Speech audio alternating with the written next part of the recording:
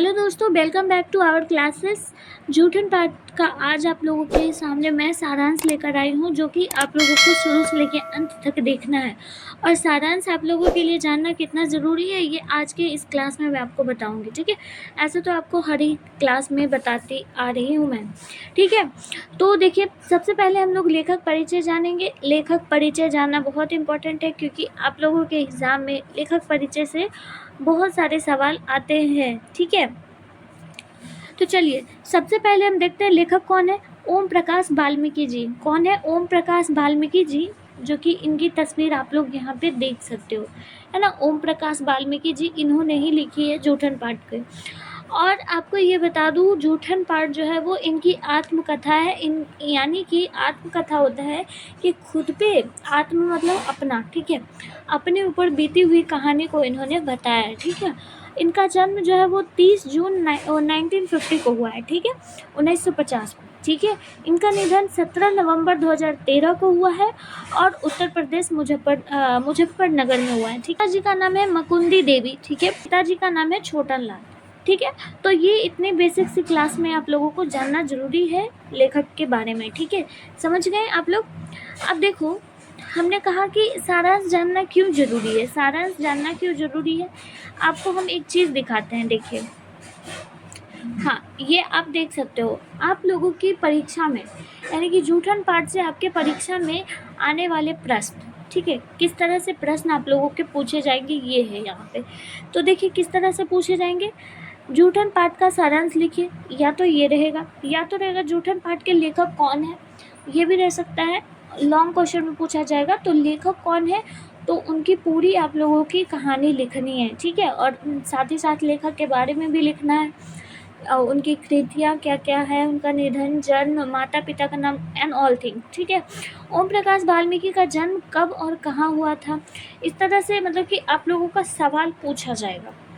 ये तो है कि लॉन्ग में आएगा आप लोगों का, लेकिन ये सारा जो है वो शॉर्ट में आ सकता है। ठीक है, जूठन पाठ की विशेषताएं, ये विशेषताएं जो है आपका शॉर्ट में भी आ सकता है और लॉन्ग में भी आ सकता है।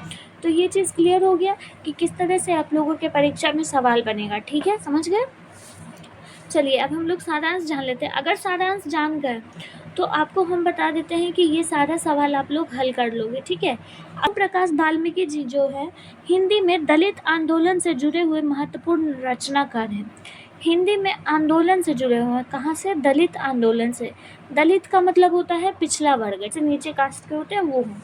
ठीक है, उनके साहित्य में महज आक्रोश और प्रतिक्रिया से परे समता, न्याय और मानवीयता पर टिकी एक नई पूर्णतर सामाजिक चेतना और संस्कृति बोध का आहट है। ओम प्रकाश वाल्मीकि की आत्मकथा जूठन ने लोगों का जो है वो ध्यान आकृष्ट कर दिया, मतलब कि ध्यान अपने ओर खींच लिया है। अपनी संवेदना और मार्मिकता के कारण प्रस्तुत अंश मन पर गहरा असर छोड़ता है। ठीक है, उनकी जो संवेदना और मर्मिकता है, यानी कि जो भी बोलते हैं ना दयालु, वो है। लेखक का पूरा परिवार गांव में, ये तो था ना कि आप लोगों का लेखक के बारे में, और ये जानना जरूरी है। ठीक है, तो लेखक के बारे में मतलब कि इस पाठ में उन्होंने किस तरह से हमें प्रस्तुत किया है हर चीज़ को। लेखक का पूरा जो है वो गाँव में मेहनत था, मतलब कि पूरे परिवार जो है वो मेहनत करते थे, मजदूरी का काम करता था लेखक, जिसमें एक घर में 10 से 15 मवेशियों का काम, बैठक खाने की सफाई का काम करना पड़ता था। देखिए, बैठक खाने यानी कि जो भी भोज वगैरह होता है, जिसको हम लोग फीस्ट बोलते हैं, तो ये सब जो है काम करते थे, पत्थर वगैरह उठाने का। सर्दियों के महीनों में ये काम जो है वो और भी ज़्यादा कठिन हो जाता था, क्योंकि प्रत्येक घरों से, यानी कि मवेशियों के घरों से गोबर उठाकर गाँव से बाहर कूड़ों पर या उपले बनाने की जगह पर वहाँ तक पहुँचाना पड़ता था। इन सब कामों के बदले मिलता था बस उन्हें 12 से 13 किलो अनाज मिलता था, मतलब कि ये इतना काम करते थे। और 10 जानवर को मिलता था, और 10 जानवर भी मिलता था, और साथ ही साथ 12 से 13 किलो बस अनाज उन्हें मिलता था। दोपहर में बची खुची रोटी मिलती थी, तो ख़ास तौर पर वो चूहरों यानी कि दलित को देने के लिए बनाई जाती थी। ठीक है, मतलब कि जैसा होता है कि वो लोग देने वाले के लिए अलग से बना लेते थे, ठीक है। कभी कभी जूठन भी भांग की टोकरी में डाल दी जाती थी, मतलब कि जूठन भी जो पत्तल वगैरह से उठाया जाता था तो वो भी डाल दिया जाता था। दिन रात मर खप कर भी हमारे पसीने की कीमत मात्र जूठन, मतलब वो लोग इतना काम करते थे और फिर भी इतनी सारी मेहनत और पसीने की सिर्फ कमाई उनको एक जूठन मिलता था। किसी को भी शिकायत नहीं थी, कोई शर्मिंदगी नहीं थी, पश्चाताप नहीं था।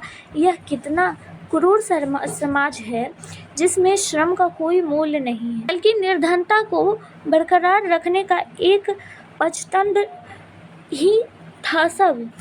मतलब कि ये ऐसे समाज में रह रहे थे, समाज तो अभी भी ऐसा ही है, क्रूर समाज है जहाँ पे आपको ये दूसरों के बारे में सोचता ही नहीं है कोई। और ठीक वो यही बोल रहे थे, इतना मेहनत मजदूरी कर कर उन्हें सिर्फ और सिर्फ जूठन मिलता था। शादी ब्याह के मौके पर जूठे पतलों चूरों के टोकरियों में डाल दिए जाते थे, जिन्हें घरों ले जाकर वो लोग इकट्ठी कर लिया करते थे। मतलब जो भी पूरी वगैरह रहता था वो लोग अपने पत्तल में टोकरी में ले लेते थे। पतलों से पूरियों के टुकड़े जो बचे होते थे उन्हें चारपाई पर वो लोग जो है वो कपड़ा डालकर उसे सुखा देते थे अच्छे तरीके से। मिठाई जो इकट्ठी होती थी वे कई कई दिनों तक अथवा बड़ी बारातों की मिठाई कई कई महीनों तक आपस में चर्चा करके खाते रहते थे। मतलब कि अगर थोड़ी बहुत मिठाई मिल जाती थी तो उसकी बहुत चर्चा करते थे और महीनों तक खाते थे वो लोग। और जो भी पूरी वगैरह था उसे वो लोग चारपाई पे सुखा दिया करते थे और सुखाने के बाद पानी में उसे भिगोकर उसको खाते थे, ठीक है। इस तरह से वो लोग खाते थे। सूखी हुई पूरियों की लुगदी बनाकर अथवा उबाल कर मिर्च मसाले डालकर खाने में मज़ा आता था। इस तरह से वो लोग खाते थे। आज जब इन बातों को याद करते हैं लेखक, यानी कि सोचते हैं लेखक, तो मन के भीतर कांटे जैसे लगने लगते हैं। कैसा जीवन था वो भी। लेखक अपनी माँ के साथ सुखदेव सिंह त्यागी की बेटी के ब्याह में टोकरी लेकर घर के बाहर जूठन समेट कर इकट्ठी करती है। सुखदेव सिंह के घर के बाहर आने पर लेखक की माँ अपने लिए पत्तल पर खाने हेतु कुछ पूरी जो है वो मांग लेती है सुखदेव सिंह से। बदले में उसे सुखदेव सिंह की फटकार, मतलब कि जाओ यहाँ पे कुछ नहीं है, इस तरह से बोल दिया जाता था। वो चुपचाप जो है वो अपनी टोकरी लेकर चली जाती थी। यह उसकी महानता का प्रतीक था, उसकी माँ की महानता का प्रतीक था, जो कि वो टोकरी लेकर चुपचाप चली जाती थी। जूठन शीर्षक आत्मकथा के माध्यम से लेखक ने अपने बचपन का संस्मरण एवं परिवार की गरीबी का वर्णन करते हुए इस बात को सिद्ध करने का प्रयास किया है कि गरीबी है किंतु साथ ही दिल और दिमाग भी है, साथ ही संतोष भी है। ये विशेषताएं अमीरों में नहीं पाई जाती। सही बात है यार, गरीब चुपचाप अपमान बर्दाश्त कर लेते हैं, उसे भूल भी जाते हैं। दुर्व्यवहार करने वालों को साफ, मतलब कि माफ़ कर देते थे, एकदम साफ दिल होता था उनका। लेखक के संकलन में यह प्रत्यक्ष रूप से पाते हैं। देखिए, जो ये लेखक जो है इस कहानी को हम लोगों के सामने प्रस्तुत इसलिए किया है क्योंकि ये इस कहानी से हम लोगों को ये बताना चाहते हैं कि गरीबी और अमीरी में क्या भेदभाव होती है, उनका दिल कैसा होता है। और जो गरीब होते हैं वो गरीब तो हैं, वो पैसों से गरीब हैं, वो सामानों से गरीब है, लेकिन वो दिल के गरीब नहीं हैं। वो उनके गरीब लोगों के पास दिल और दिमाग दोनों होता है, बल्कि अमीर के पास सिर्फ पैसे होते हैं, लेकिन उनके पास जो है वो दिल नहीं होता। जितना वो लोग चाहते हैं उतना ही और मांगने की उल्लास में रहते हैं, ठीक है। तो ये थी उनकी कहानी। और आपको इस तरह से प्रश्न आएगा तो आई एम श्योर कि आप लोग सॉल्व कर लोगे। तो चलिए, मैं मिलती हूँ फिर किसी नेक्स्ट इम्पोर्टेंट वीडियो के साथ। तब तक के लिए आप लोगों का शुक्रिया, और इन सभी को नोट डाउन कर लीजिएगा, अपने कॉपी में काम आएगा। Bye bye.